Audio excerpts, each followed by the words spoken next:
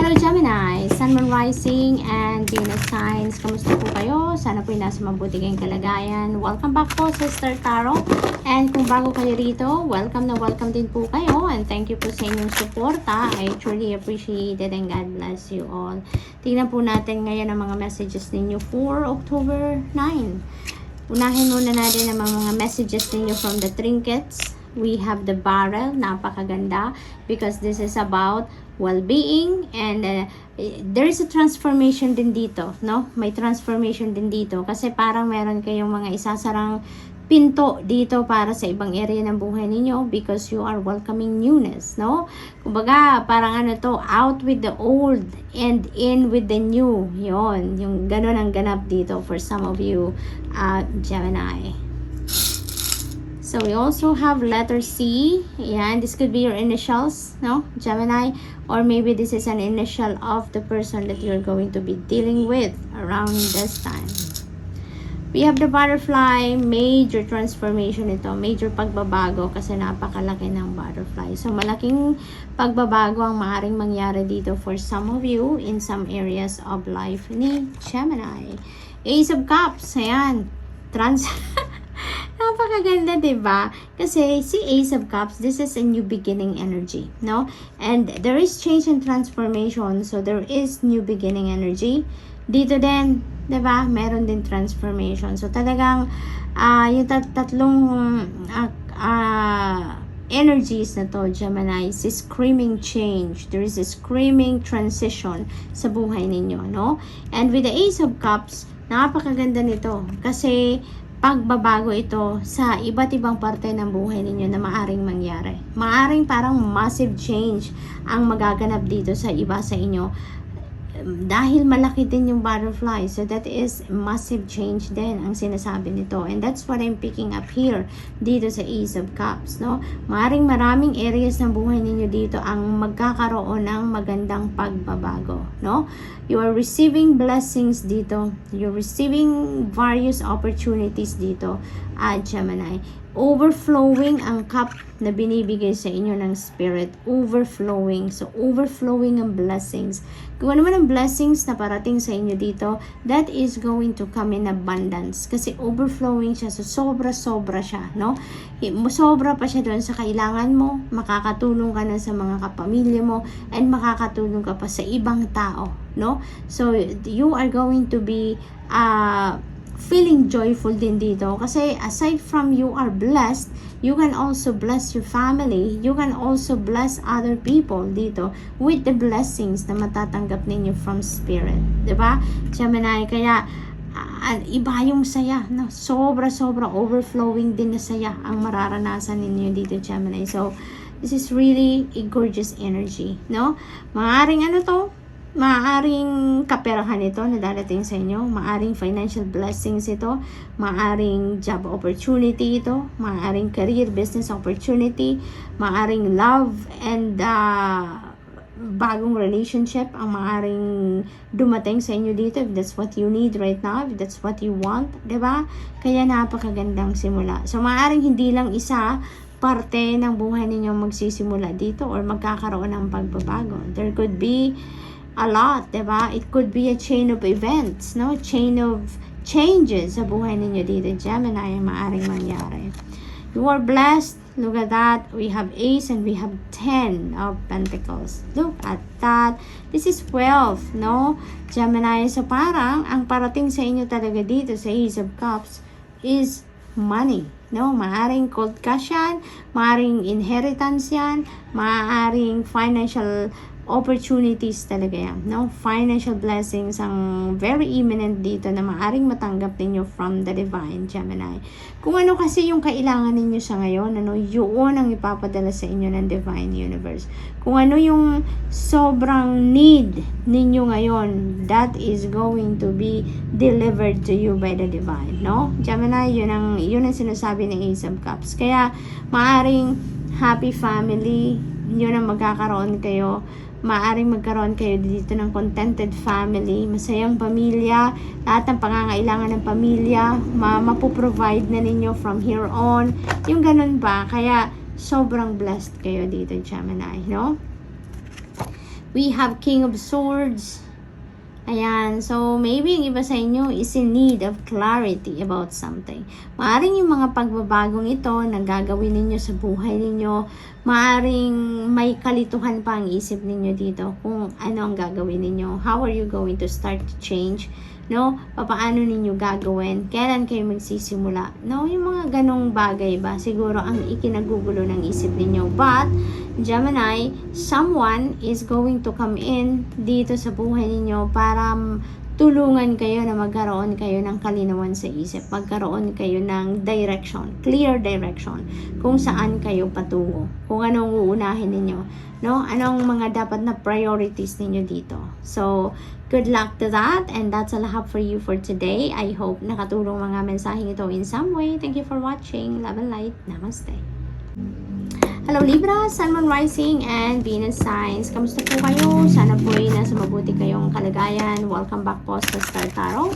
Kung bago po kayo dito, welcome na welcome din po kayo. And thank you po sa inyong support. I truly appreciate it. God bless you all. Tignan po natin ngayon ang mga messages ninyo for October 9. Paunang mensahe ninyo, kuha tayo sa trinkets muna. We have the owl, ayan. So, this is about change, transformation, intuition, yung mga ganon. So, maganda, no? Maganda maaring pagbabagong mangyayari sa buhay ninyo dito. Kasi, divinely guided kayo, no? Divinely guided kayo. Meron kayong mga nare-receive dito ng mga intuitive messages, downloads, no? Na yun ang mag-lead sa inyo patungo doon sa pagbabago. Or paano ninyo gagawin ang pagbabagong yan. We have another owl. Ayan. So, same thing, you know. Daming, intuition dito. Intuitive messages. We have tortoise. Ayan. Slowly but surely, but getting ahead. Si Libra. Kaya, kayo dito, parang kalkulado ninyo ngayon ang gagawin. Yung mga pagbabagong ito na mangyayari sa buhay ninyo, parang siguro pinagplanuhan ninyo ito na maigi.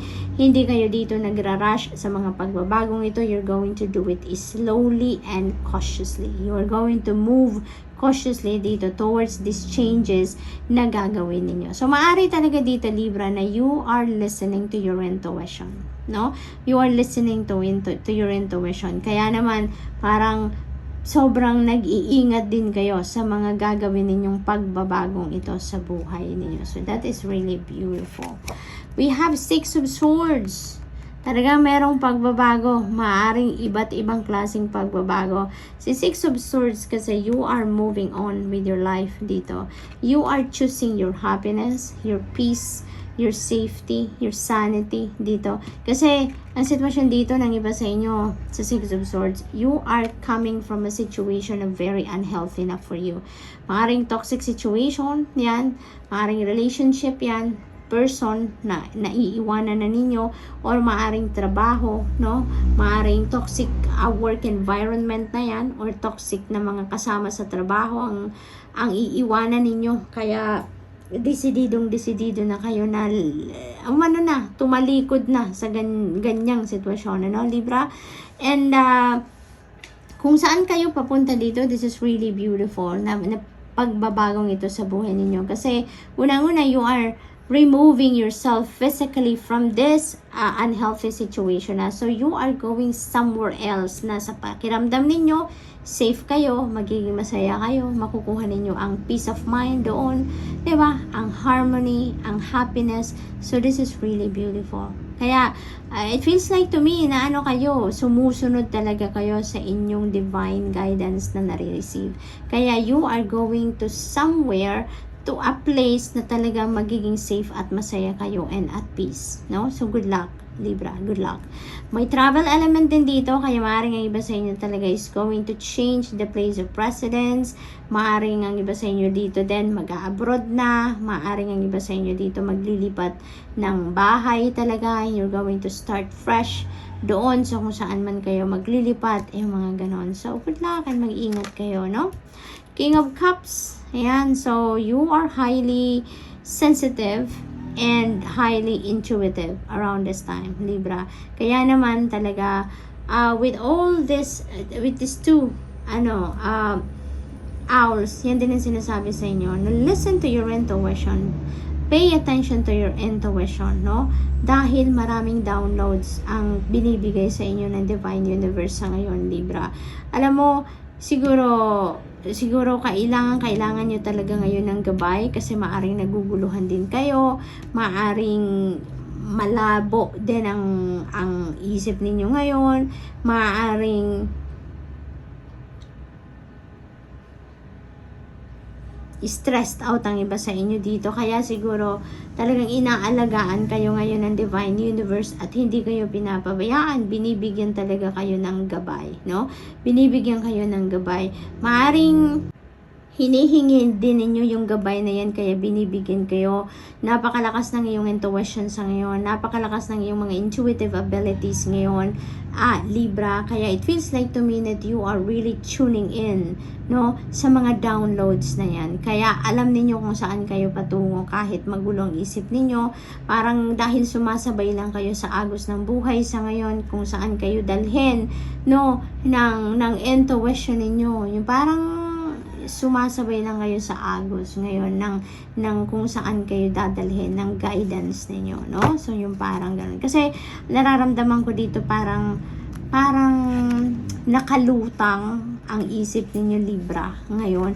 Pero because you are divinely guided, so parang kahit lutang ang isip ninyo, doon pa rin kayo napupunta sa tama kasi yung mga paa ninyo parang dinadala din naman ng intuition ninyo kung saan dapat kayo pumunta, no? So yun ang akin napipick up dyan. King of Swords, you're definitely getting the clarity and enlightenment that you need, no? Sabi ko kanina, naguguluhan ang iba sa inyo, pero someone is coming in dito, no? Para magbigay sa inyo ng gabay, magbibigay sa inyo ng guidance din, ng clear direction kung saan kayo dapat pumunta, no? So yun ang aking napipick up dito. There are may mga matured people dito na gumagabay din sa inyo, Libra. Maaaring meron kayong mga elders pa, no, na tumutulong din sa inyo, maaring nag-a-advise sa inyo, no, maaring may mga mentor kayo or may mga kaibigan kayo na seasoned na din in terms of life's experiences, and maybe they are guiding you, no? Maaring sila yung nag-a-advise din sa inyo ngayon. Kaya mapupunta talaga kayo sa kung saan kayo magiging masaya, magiging safe, at makakapagsimula kayo ng bagong buhay, no? So good luck, Libra, and that's all I have for you for today. I hope nakatulong ang mga mensaheng ito in some way. Thank you for watching. Love and light. Namaste. Hello, Aquarius, Sun, Moon, Rising, and Venus signs. Kamusta po kayo? Sana po'y mabuti po kayo. Welcome back po sa Star Tarot. And kung bago po kayo rito, welcome na welcome din po kayo. And thank you sa inyong support. I truly appreciate and God bless you all. Tingnan po natin ngayon ang mga paunang mensahe ninyo from the trinkets. This is for October 9. We have bicycle. Ayan, there is hard work ahead of you. Aquarius, kailangan ninyo ng extra sipag, extra effort dito sa mga plano ninyo, sa mga gagawin ninyo. Wow, this is wealth. This is wealth. This is about investments din. So, maaaring may plan kayo to invest, no? Your money, to grow your money, yung ganon. And this is also about pursuing the things that you want to pursue.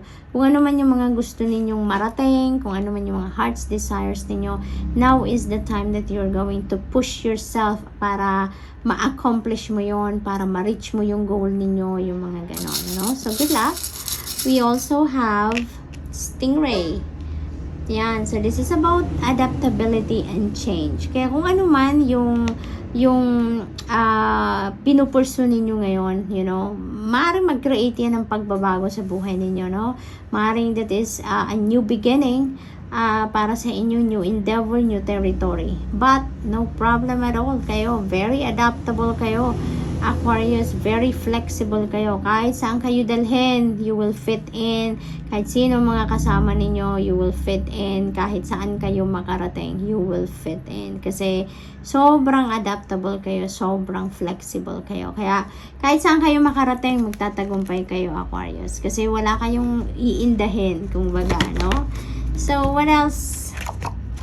We have 5 of Swords. Ayan. So, maaaring maaring nag-walk out kayo on someone or maaring merong nag-walk out sa inyo, no? So, maaring ganun ang sitwasyon dito. Maaring may hindi kayo pagkakaintindihan with this person na kausap ninyo. No? Meron ditong paghihiwalay na you're not on the same page, no?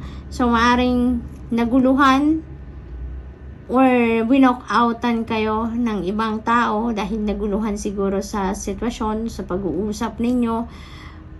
Parang kung sino man ang nakausap ninyo dito, you're not on the same page, no? Maaaring may nasabi kayo or may nasabi ang ibang tao sa inyo na hindi kayo nag-agree, kaya naghiwa-hiwalay kayo ng hindi kayo nagkaintindihan, no? What else? We have 9 of Pentacles. Talaga naman, kaya pala nag-iisip kayo ng investment because you are going to receive money. You're going to receive your return of investment dito, Aquarius. Panahon ninyo ito ngayon na pag-receive ng fruit of your labor, no?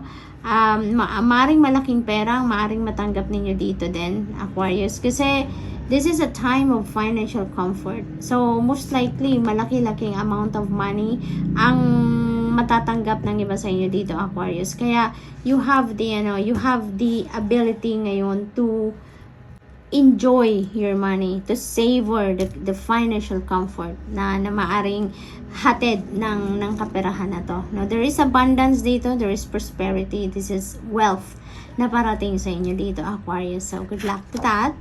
2 Pentacles, yan. Maaring may mga choices kayo dito kung saan ninyo i-invest ang inyong pera.